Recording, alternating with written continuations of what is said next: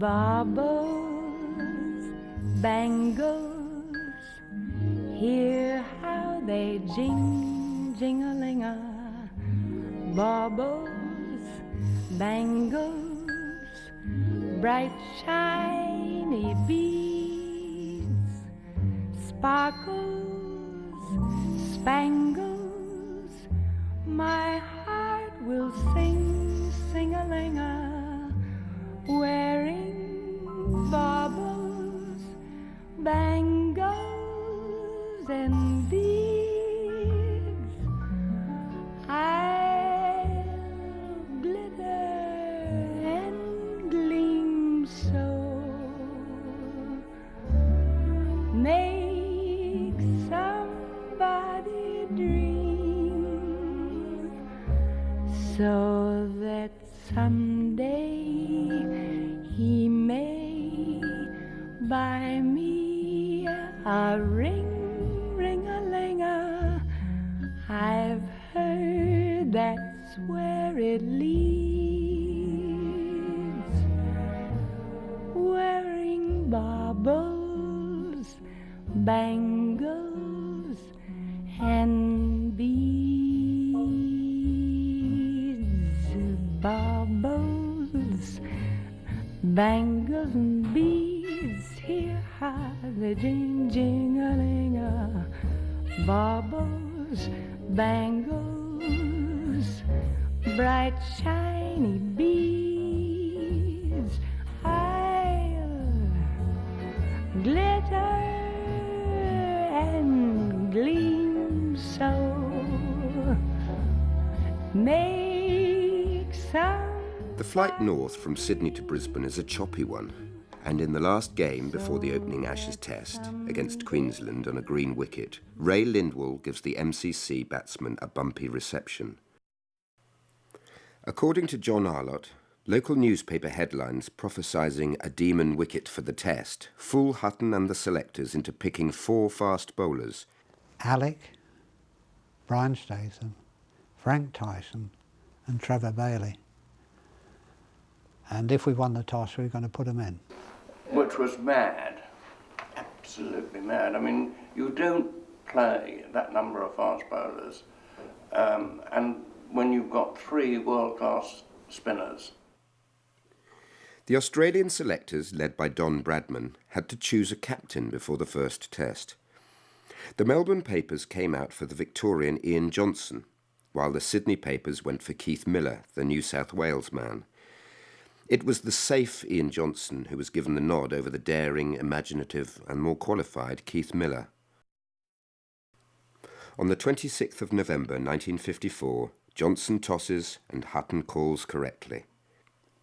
10,000 are at the Woolen Gabba for the first day of the 6-day Test on a swelteringly hot Brisbane day. The Times correspondent John Woodcock described the scene. The crowd were in Panama hats and gaily coloured clothes, laid on banks and beneath fig trees. Hutton leads out England, followed by May, Simpson, Edridge, Compton, Cowdrey, Bailey, Bedser, Andrew, Statham and Tyson. Arthur Morris and Les Favell open for Australia, Favell playing in his first Test. The other 9 Australians selected for the first Test are Miller, Harvey, Hull, Benno, Archer, Lindwall, Langley, Johnson and Johnston.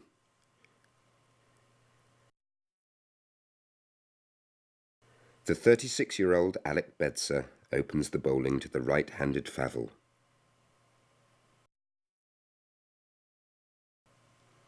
Evans is ill, so the Northants wicketkeeper Keith Andrew wins his first Test cap. Bedser to Morris. Statham to Favell.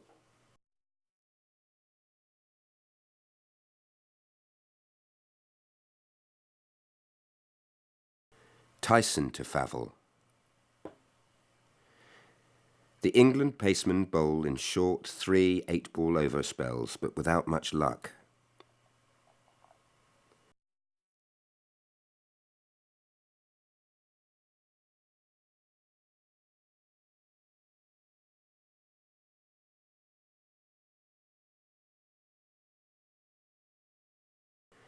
12 catches are dropped, and at tea on the third day, Australia declare at 601 for 8. The main beneficiaries of England's lapses in the field are Morris, who makes 153,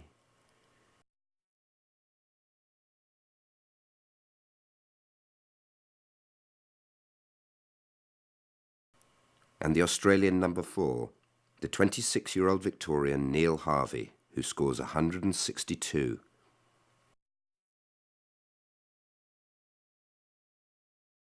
Godfrey wasn't keeping wicket. He'd got a cold or something which he couldn't keep wicket. So Keith Andrew kept wicket, which might have made a difference. But they just came out and slaughtered us.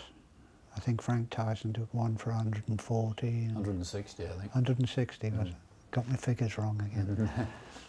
and we were just slaughtered all over the place. And when they were 520 for 6, Dennis ran round the boundary and stuck his finger in the pile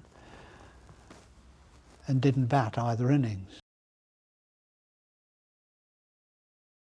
Ian Johnson leads out his team after tea on the third day.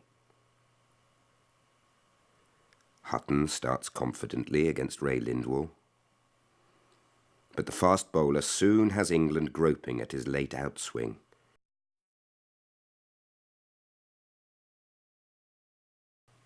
The strange last-minute movement of the umpire might possibly have unsettled the England batsman.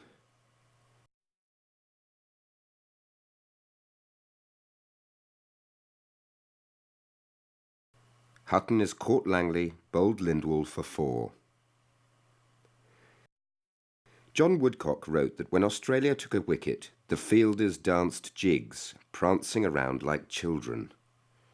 Hutton, already depressed by his decision to put Australia in, is in an even darker mood, having failed with the bat.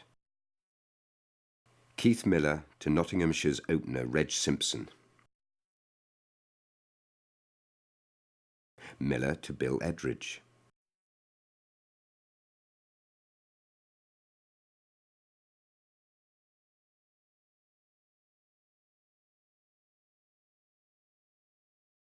May is bowled by Lindwall for 1.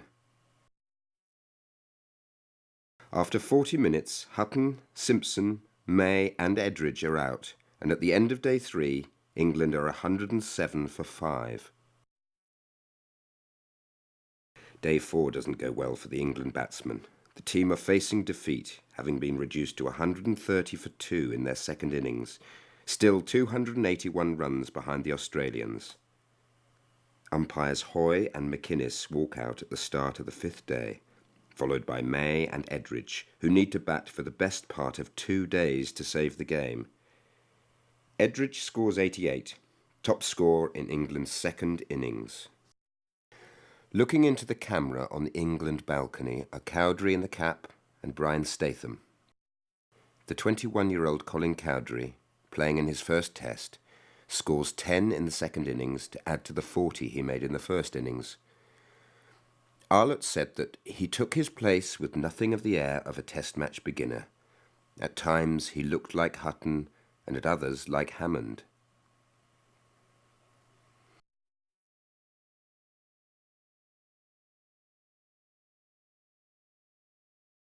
England are all out at half an hour after tea on the 5th day for 257, losing by an innings and 154 runs. In a match which England have been totally outplayed, Bailey has been the pick of the England players, batting for a minute less than 6 hours, scoring 88 and 23, including hitting the first 6 of the England innings. This unlikely event earns him £100 put up by a local businessman. And he put it behind the bar, and £100 is a lot of money in those days. Was that at a hotel or was that on the ground? I think we went everywhere. Players have time to relax after the first test defeat, visiting some of Australia's country areas, which is of particular interest to Vic Wilson, whose family are farmers in North Yorkshire. Before the second test, England play 3 matches, including a game at Canberra against the Prime Minister's 11. The team visit Parliament House before lining up at the Manuka Oval for a group photograph with the Prime Minister Sir Robert Menzies.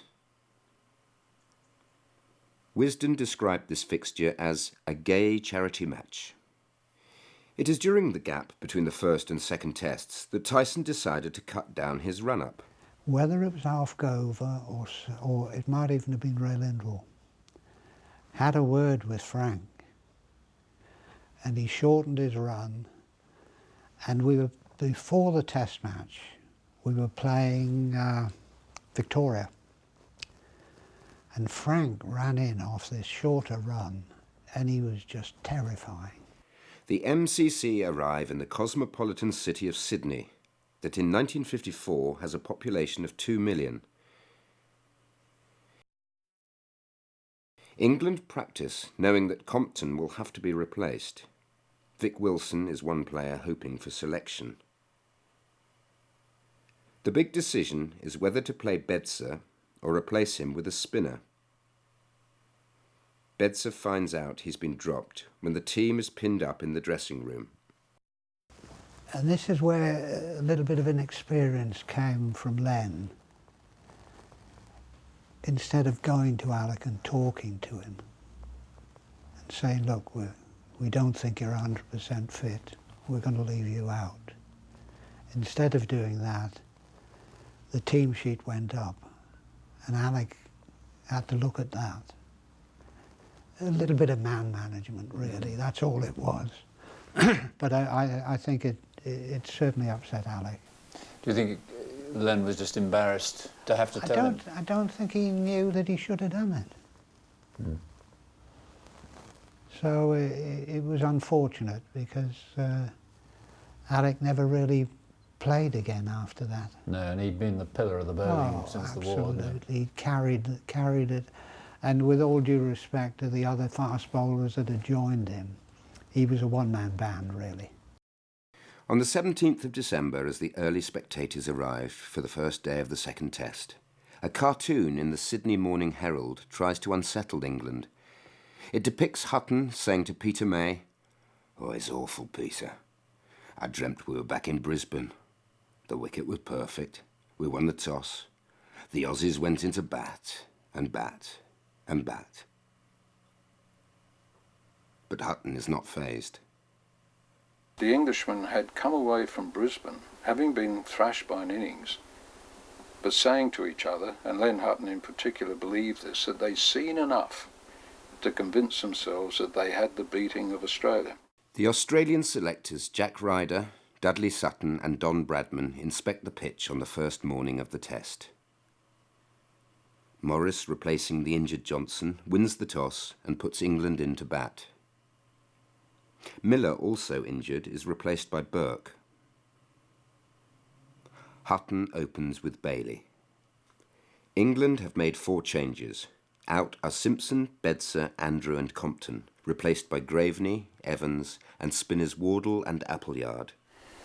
I could hardly breathe. The tension was so great. It was the most frightening experience I've ever had at a cricket ground. That there was Lindwall, my hero, bowling to Len Hutton, my hero.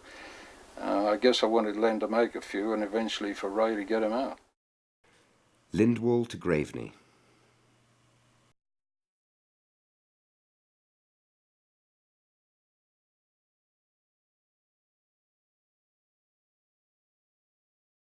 Davidson to Cowdrey, who made 23.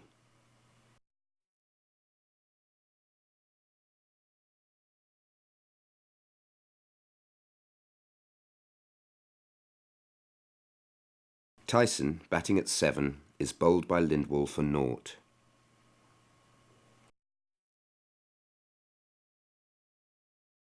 Evans caught Langley, bowled Archer 3. England 88 for 7. Bill Johnston, I remember bowling to Johnny Wardle, who was running down the track and whacking him and thick-edging him, and rollicked his way to top score, I think, and Bill just stood there, hands on hips, grinning. What else could you do? Test cricket was played tough in those days, but they were still men who knew it was just a game. wasn't a good wicket, and we struggled. I think I played reasonably well. I got 21, I think, out of a low total, about 160 or 170. England, in fact, only make 154. An expectant second-day crowd waits for Australia to rack up a good first innings lead.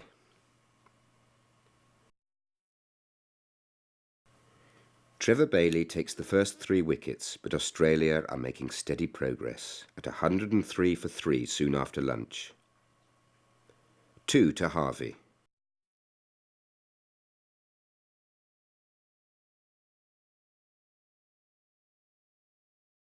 Local Sydney boy Graham Hull drives Bailey for 4.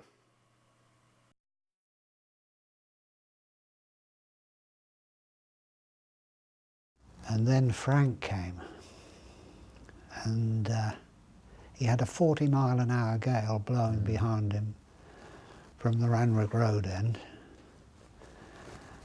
and he'd shortened his run, and he got it absolutely spot on, and he was terrifying.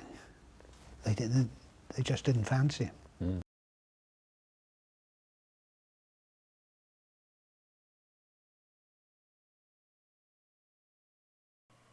Statham is also causing problems.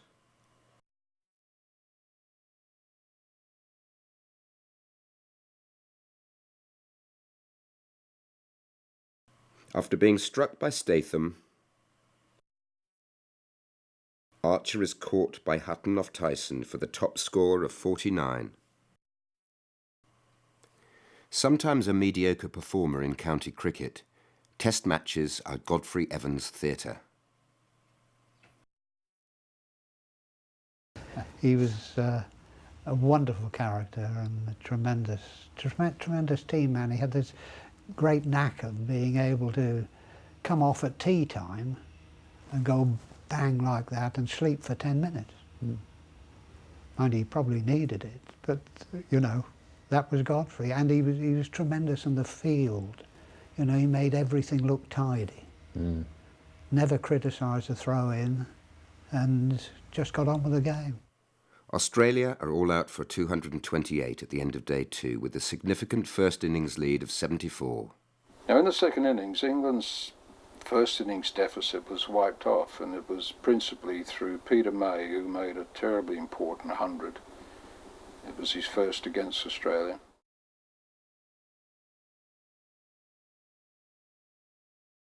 And the other university man, Colin Cowdrey, made 50 odd. They put on over 100. Cowdrey makes 54 and, thinking he has lost the Test match for England, bursts into tears when he gets back to the dressing room. A significant event in England's second innings is Tyson being felled by what the Times described as a hideous blow by a Lindwall bouncer. This serious injury is said to have put even more steel into the resolve of the Typhoon, as the Northants bowler has been nicknamed. Yes, as you say, that Sydney Test, the second Test, was a very tight match. Yes, it was. And you actually got rather important runs, particularly in the second innings there. I think I did better with the bat than the ball. But I know Johnny Wardle in the first innings, he did very well. And then in the second, with Brian Statham, and then in the second innings, Brian and I put on 46, I think.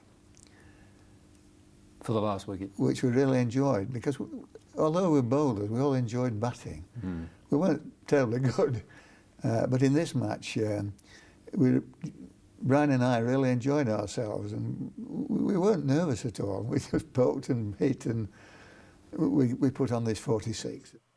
Appleyard takes 1 wicket in the second innings, that of Richie Benaud, but it is the fired-up Tyson who is the main match winner. Frank got a lot of the plaudits. I think he took 7 for 40 or something like that. But Brian bowled into that 40-mile-an-hour gale. I think he bowled something like 28 ball overs, took 3 for 39, which is, you know, I mean, I know there wasn't much of him, but having to bowl into that. and he was, you know, he was the anchor man, really. Tyson 6 for 85, actually. Oh. Yeah. But I know Richie Benno always says that was the quickest bowling he ever faced. Yes. And Don Bradman said that too. It's the quickest he'd ever seen. And it was. I was at slip, and I was 50 yards back. I was nearer the gate to go off the ground than I was to the batsman. Tyson Yorks Burke, Australia 77 for 3, another 146 for victory. Langley bowled Statham naught, Australia 145 for 9, still 78 to win. There was an unnerving 10th wicket stand between Neil Harvey and Bill Johnston of 30 odd. They made half of what was needed.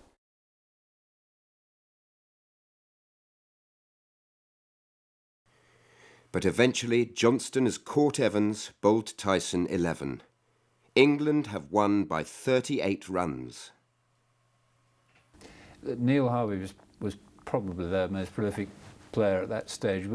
Did you find him particularly difficult to bowl against, or did you like left-handers? Well, I didn't mind, actually, and I did get his wicket, I think, 3 times. But he played the best innings of the tour on one occasion when I think he scored 92 and nearly won the match for them with Bill Johnston at the other end. That was the best innings I've ever seen anybody play, because against Frank and Brian and Johnny myself, he really did stop us winning a lot easier. The England team are joined by their talisman American supporter and one-time Philadelphia cricketer Henry Sayin at a celebratory dinner at Prince's Restaurant. Sayin had also been in Jamaica when England beat the West Indies 9 months earlier. Have yourself a merry little Christmas. Players have a chance to mail home season's greetings and to do some Christmas shopping in Sydney. From now on, our troubles will be out of sight. And Tyson meets his hero, Harold Larwood, in his Kensington home. After Christmas, Sydney host the challenge round of the Davis Cup between Australia and the USA, which is being played at the White City Stadium near Rushcutters Bay. MCC manager Geoffrey Howard scrounges some scarce tickets for several of the England cricketers. The Australian team is made up of 2 20-year-olds, Lou Hode from Glebe in New South Wales, and the Sydney-born Ken Rosewall. Australia lose to the more experienced USA team of Tony Trabert and Vic Satius. Satius had won the Wimbledon men's singles title earlier in the year. In this game, the blonde Hode loses in 4 sets to Trabert. There is one game against New South Wales Northern Districts before the team move to Melbourne for the 3rd test, staying at the elegant Windsor Hotel. The hotel is only a short walk through Fitzroy Gardens to the MCG, passing the statue of the poet, jockey and politician Adam Lindsay Gordon. There is net practice at the MCG before the 3rd test. Wardle waits his turn. His contributions with the bat continue to be vital. Reg Simpson, mistrusted by Hutton because he sunbathed too much, is hoping against hope to regain the opener's spot. I like to bowl in the nets. I practice a lot. And throughout that tour, you would have bowled pretty well every day, would you? Yes, we did, yeah. And that was something that was important to me. I mean, you have to practice. There's lots of things you can do as a bowler. You can bowl at 80 mile an hour, or you can bowl at 50 mile an hour. But then you can create an illusion. As you get into pitch, you can start waving your arms about as if you're going to bowl a quick one and bowl a slow one. And especially, you know, there's so many ways you can bowl with your wrist like this. You can bowl with your wrist underneath, like Wilfred Dodge used to bowl like this, left-handed, of course. Ed Liberty bowled more like that, generally speaking. But you can bowl with your arm here, here, or here. You can, as I say, bowl here, here, or there. And to be able to do that with confidence in the middle, you've just got to practice in the net. The only change for England is to replace Graveney with a fit-again Dennis Compton. There has been a change of curator at the MCG before the third test, and the state of the pitch is a cause of much debate. On the morning of the match, there are some doubts about whether Hutton will lead the side. We had to be persuaded to take part in one of those 54-5 tests because, well, I won't say he had a nervous breakdown, but something had gone on in his mind which made it hard for him to get up and do it. Hutton is eventually persuaded to play by the senior members of the party. The match starts on a hot, steamy day at noon on New Year's Eve. For Australia, Len Maddox replaces the injured Langley and Keith Miller comes in for Burke.